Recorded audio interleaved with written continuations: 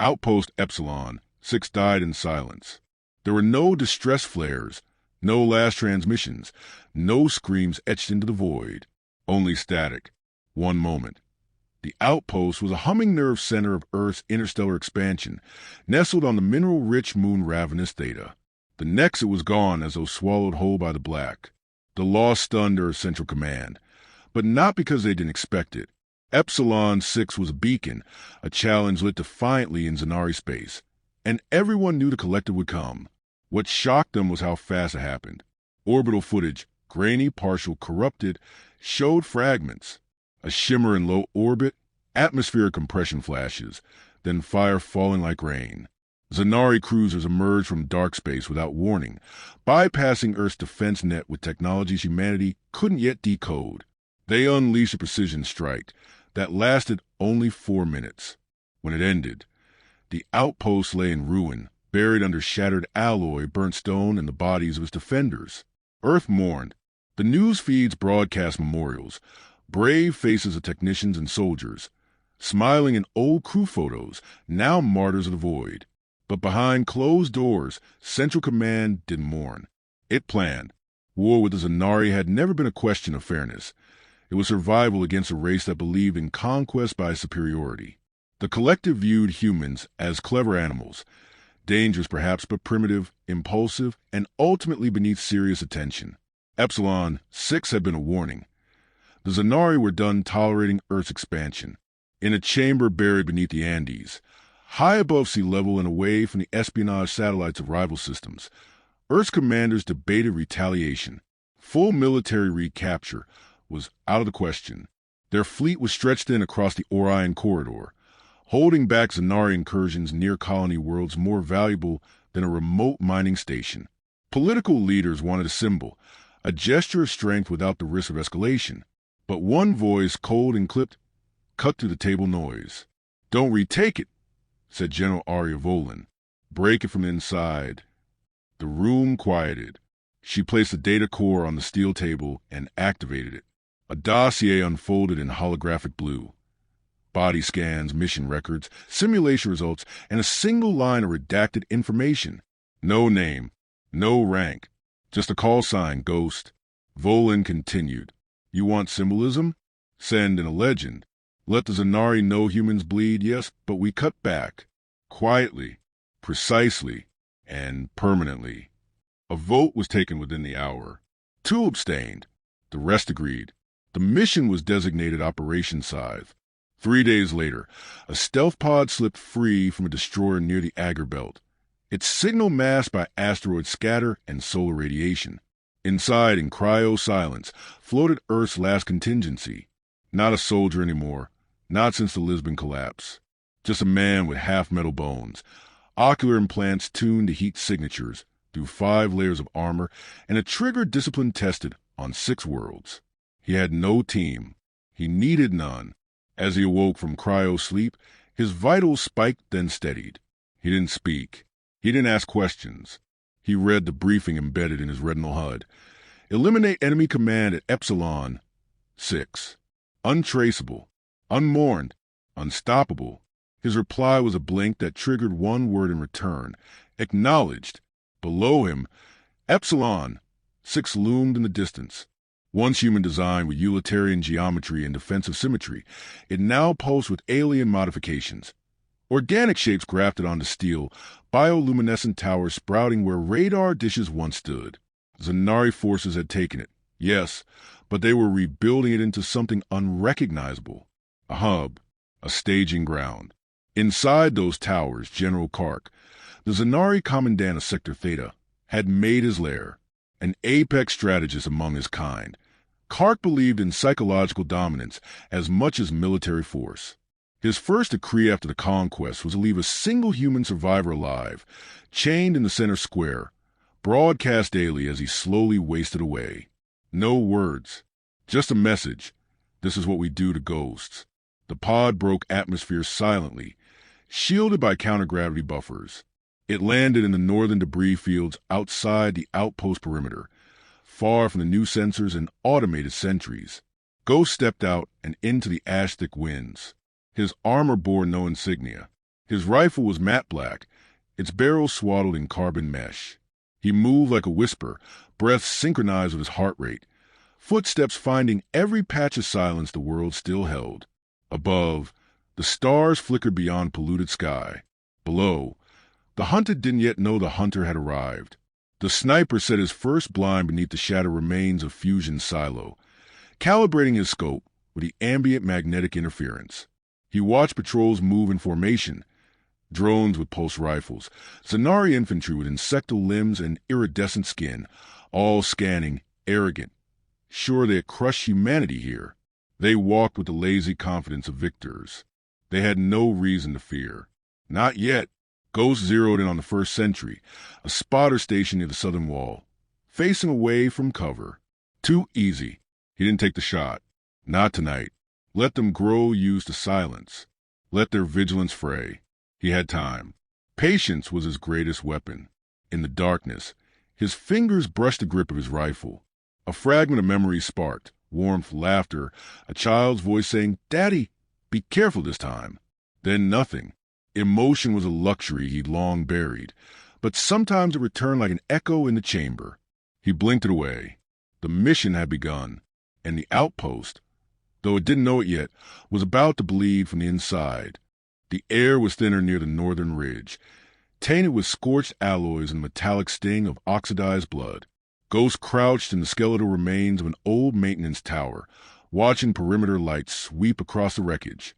He'd been planetside for 16 hours, and already the patterns were revealing themselves. Drones looped in lazy arcs, infantry moved in threes, and sensor nodes blinked in imperfect synchronization. The Zanari were meticulous in construction, but careless in occupation. They believed the threat was over. That belief would cost them. His optics adjusted silently, zooming in on a patrol 200 meters downwind. The wind was favorable, visibility low. Their thermal output betrayed them, humanoid shapes glowing orange against a violet sky. One lingered too long beneath a support arch.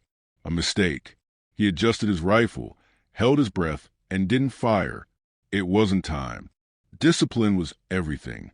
Any kill made now was a message, and Ghost had learned in the ruins of Lisboa that the first message had a scream. He moved through the outpost's husk like vapor, sliding between fractured walls and half-melted barricades. Each step calculated. He found shelter in forgotten ducts and collapsed storage bays, building mental maps, cross-referencing patrols, and marking patterns.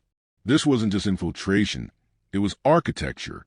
He was rebuilding the outpost from its bones, not to restore it, but to turn it into a grave. At dusk, he entered the old comms chamber, now gutted and overgrown with biotechnic growths, Zanari tendrils pulsing faintly against the cold steel. In the center stood the mangled corpse of the outpost chief operator, bolted upright in mock salute. A crude placard hung from his neck. "Observe human ingenuity." Ghost stared at it for several seconds, then turned and climbed into the rafters. They didn't understand what ingenuity really meant. He made camp in the skeleton of a broken uplink dish, high enough to scan troop movement, low enough to vanish under their sensor threshold. He slept in 3-minute increments, shifting position after each cycle. He ate nutrient packs with no flavor and drank from cooling condensers. Time blurred. Missions like this always eroded the sense of days. There was only the pulse of strategy, the beat of the kill waiting to be born. The first target was chosen not for value, but for voice. Sergeant Kalik, a Zanari handler known for barking orders loud enough to rattle sheet metal, died without sound. One shot through the eye stalk at 700 meters while he berated a drone for stumbling. He crumpled mid-word. The shot came from a ruined cooling tower half a click away, but by the time the guards reached it, Ghost was already in the supply depot ruins, rigging a power coil to overload. 3 hours later, the explosion flattened the prefab barracks and charred 3 officers. Still no trace. No bullet casings. No thermal prints. Just smoke and panic. By the next cycle, Ghost noticed a shift. Patrols doubled. Randomized intervals replaced fixed rotations. The Zanari deployed aerial sweepers, large floating constructs that howled low across the landscape, sniffing for movement and electromagnetic signatures. He welcomed it.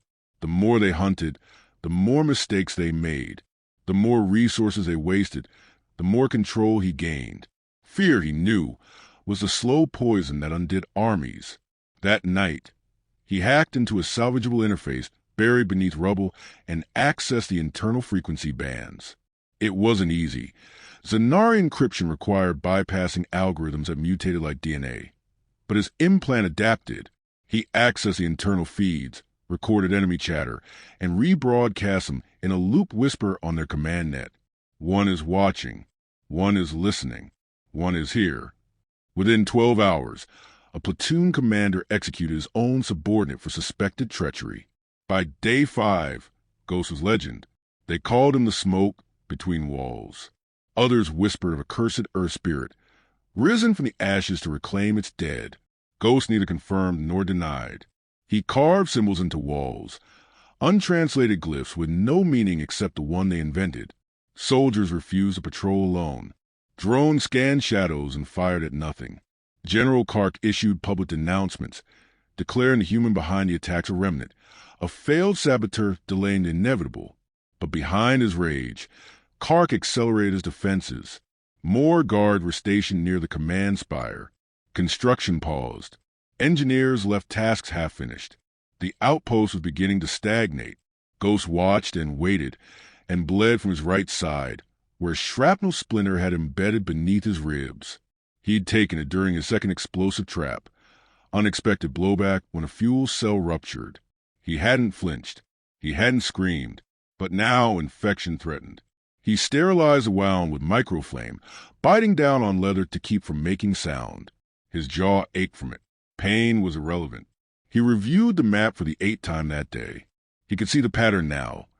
Kark never stayed in one location for more than 4 hours, but every 2 days, he visited the central plaza, always with the same 10 guards, always beneath the ruined statue of the Outpost founder, a place symbolic to humans, a place chosen for its irony.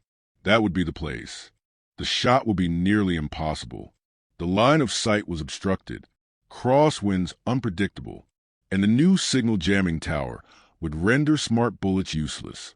It would need to be manual, ballistic, ancient. He closed his eyes. The next move would end this, or would end him. The mission didn't allow for retreat. It never had.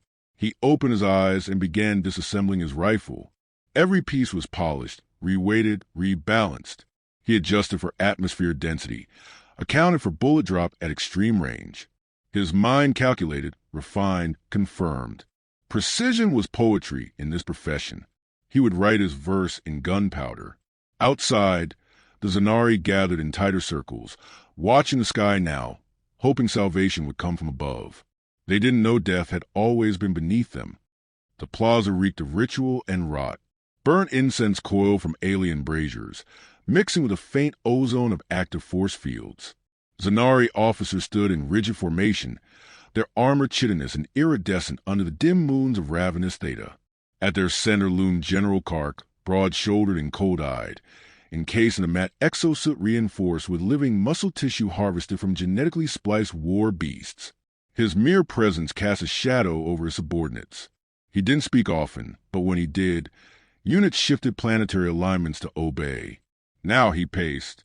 "For days, you let one human cripple our command center," he growled, voice amplified through organic amplifiers embedded in his throat. "A primitive, a ghost, and you answer me with excuses?" No one responded. Kark stopped before Commander Trazel, the plaza's head security officer. The smaller alien tried to stand taller, mandibles twitching nervously. "We underestimated him." Trazel offered. Kark raised a single hand. A thin pulse of bioelectricity sparked from his fingertips, clean and surgical. Trazel's eyes flared once before his body collapsed, lifeless. "Adjust your estimates." The other officers did not flinch. They had seen worse. What troubled them wasn't the execution. It was the pattern. The human was winning. Subtly, quietly, but undeniably. Since the first strike, 6 officers had been killed, for tower sabotage and morale shattered. Soldiers now triple-checked every corridor. Entire patrol squads refused assignments without drone cover. Ammunition reserves had mysteriously detonated overnight. None had seen the shooter. None could predict his movements. The sniper was not just a killer. He was a contagion. Kark turned away from the corpse and gestured toward the floating tactile interface now hovering beside him. He's forcing us into a reactive posture. That ends now. He activated projection. The sniper's pattern of strikes, reassembled from partial forensic data. Points of contact. Trajectories. Timing. The conclusion was maddening. Ghost moved without logic, sometimes appearing twice in zones separated by kilometers within an impossible time frame. But Karka's mind was sharper than most. He saw something buried in the chaos. Not randomness, but adaptation. Strategy disguised as unpredictability. He tapped his claw on the map. He has limits. We force exposure. We feign weakness. And when he reveals himself, we strike with everything. That night, a decoy patrol unit moved through the blast zone, a deliberately vulnerable configuration. No aerial cover.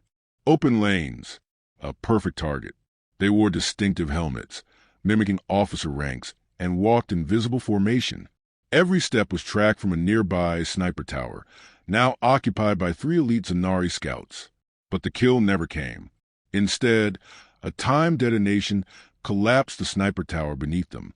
Ghost had already mapped the area 2 days prior. He hadn't fallen for the trap. He had set it. From a shattered power substation a kilometer away, Ghost watched the blaze erupt. The false patrol scattered in panic, real officers converging on the wrong coordinates. The general's plan had folded before it began. Ghost didn't smile. He didn't smile anymore, but his breathing slowed in satisfaction. He was bleeding again. The shrapnel wound had reopened during his last vault. He tore a length of insulation cord and wrapped it tight across his abdomen. There was no time for rest now. Kark had escalated, and so would he. He moved under cover of chemical fog, leaving false tracks with magnetic decoys, and reached the drone hangar by pre-dawn. The facility was lightly guarded. 2 technicians, 1 brute enforcer. It wasn't enough. Ghost picked them off silently, dropped from a broken beam with a blade through soft cartilage, and then set to work. He wasn't just there to destroy drones. He intended to use them. Within minutes, he'd hacked into guidance system, rerouted targeting protocols, and reprogrammed 2 units with corrupted visual identifiers. They would now see Zanari heat signatures as hostile. He sent them on a pre-plotted patrol route and watched the chaos unfold on a stolen HUD interface. By midday, 7 soldiers were dead from friendly fire. Command suspended drone operations indefinitely. Back at the command spire, General Kark was losing patience. He issued a public address, broadcast on all channels, even those jammed to local resistance frequencies. His image flickered through static, towering above the Outpost plaza. To the human hiding in our ruins, he said, voice low and sharp, you are not a predator. You are not righteous. You are alone, and you will die, not as a hero, but as an echo. Ghost watched from the shadowed rafters of a broken barracks, his scope trained not on Kark, but on the wide field behind him, marking wind speed and gravitational anomalies. He recorded the broadcast. Then he rewound it. Kark visited the plaza every 2 days. Always stood near the same point. His position was never perfectly centered. 5 meters off axis, always to the left of the broken statue, favoring his dominant eyesight line. The speech had been posturing, but it had also been routine. Ghost knew routines. Routines could be broken or used. He examined his rifle again. He needed a better line of sight. He limped his way to the old comms relay, half buried under rubble, but still intact at its highest point. Its elevation granted the angle he required, but the structure was unstable. Any shot would have to be taken fast, before the vibrations from the recoil brought the ceiling down. There was a problem. Karka's broadcasts were shielded with interference now. Smart rounds wouldn't lock. Guidance was useless. The jamming tower nearby would scramble anything electric beyond iron sights. This would be a manual shot, the kind you trained for, but never believed you'd have to make. He retrieved a relic from his pack, a solid-core tungsten round. No tech, just physics and pressure, the kind that cracked bones in history. He didn't sleep that night. He watched the stars instead, counting them like old names. His thoughts drifted, uninvited, to his daughter's voice, reading off constellations back on Earth before the war had started, before he became Ghost. The thought passed. Morning came. Tomorrow, the general would speak again, and the Ghost would answer. The comms relay groaned under Ghost's weight, metal bones creaking in protest with every inch he climbed. Wind howled through the fractured steel lattice, laced with dust and the faint smell of corrosion. 30 meters above the ruined outpost, perched like a vulture, he lay prone on a girder warped from heat and time, his rifle balanced on a collapsed support strut. Below, the plaza stirred with alien anticipation. Today was a victory broadcast. Zanari banners hung limp in the windless air, their symbols pulsing faintly with internal bioluminescence. Troops lined the square in rigid columns, armor polished, weapons holstered in ceremonial fashion. Drones hovered above them like obedient wasps, lenses rotating in synchronized rhythms. And there, at the center, stood General Kark. He stepped forward with the certainty of a ruler born, not made. His armor gleamed under ravenous Theta's pale twin moons, reinforced since his last appearance with a new layer of reactive shielding. His claws rested at his sides, relaxed but not idle. He surveyed his troops, basking in their fear, not adoration. Above him, a massive holoscreen flickered to life, transmitting his presence to outposts across the system. To the loyal arms of the collective, he began, voice slow and booming. Today we claim not just territory, but legacy. The final trace of human arrogance has been scrubbed from this moon. Let this ruin be a warning. Resistance is not noble. It is extinction. Ghost adjusted his scope. The wind was light, nearly still. Distance, 968 meters. Bullet drop calculated. No digital aid. No smart optics. Just breath and numbers. He blinked once. The tungsten round slid into the chamber, heavy and cold, humming faintly with potential. It had no tracker, no propulsion core, no signal. It was just a slug, but it would be enough. Kark raised his arms to crowd. Our supremacy, Ghost exhaled, is absolute. The rifle cracked. For one heartbeat, the world remained still. Then Kark's skull detonated, the back of his head torn open like a cracked fruit. Bone, synthetic fiber, and armor fragments scattered across the podium. His body collapsed with a soundless finality, severed mid-sentence. The silence that followed was unnatural. Not stunned awe, but a vacuum of certainty. Troops froze. Drones stuttered midair. The broadcast faltered, the signal breaking into shards of static and feedback. A ripple of panic surged through the ranks. From his perch, Ghost didn't celebrate. He was already moving. He secured the rifle to his back and dragged himself toward the ladder. Just as the relay structure shuddered beneath him, the recoil had done its damage. Support beams snapped below with an echoing metallic crack. He jumped before it fell. Gravity caught him hard. He rolled through the rubble, pain blooming across his ribs and shoulder. His side burned. The wound had opened again, warmth soaking his suit. He ignored it. Aerial units were already sweeping the sky, their cries shrill and frantic. He limped into the wreckage of an old generator bay, jamming a javelin charge into the base panel. When the drones locked onto his position, he triggered it. The explosion knocked the first 3 from the sky and bought him 90 seconds of breathing room. They wouldn't let him escape. That was never the plan. He reached the fallback cache, an old maintenance shaft buried beneath a collapsed fuel depot. Inside it waited his final tool, a microfusion core jury-rigged into a focused detonation pack. It pulsed faintly in the dark, ready. He activated it. Outside, Zanari troops converged, rifles raised, scanning every movement with frantic desperation. They expected a last stand, maybe a broadcasted declaration. What they got was nothing. No glory, no speech, just silence. And then white light. The explosion wasn't massive. It didn't need to be. Precision mattered more than spectacle. It severed the plaza's central supports, collapsing the command node, and rupturing the data spire. Everything Kark had built, gone. The broadcast relay turned to molten slag. The plaza became a tomb. When Earth's resistance forces arrived 8 days later, the sky was clear. The Zanari had fled. Half their garrison abandoned the outpost within 48 hours of the general's death. The rest turned on each other, devolving into chaos and suspicion. The outpost had bled from the inside, just as planned. They found Ghost's body beneath the relay ruins, crushed but intact, hands still on the detonation core. No signs of fear, no trace of hesitation, just resolve. In the official archive, they logged the mission as Operation Scythe. Status: completed. But among soldiers, engineers, and survivors, he became something else entirely. The sniper who ended a war with one bullet. The ghost who hunted giants. The man who never came back, but never needed to. Years later, a new recruit on a forward base scrolled through ancient records.